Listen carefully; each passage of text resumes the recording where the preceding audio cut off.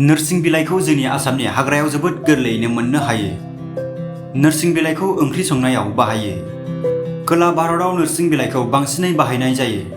ना बेदर संनायखौ गोथाव मोदोमफ्रु खालामनो नोरसिं बिलाइखौ बाहायनाय जायो।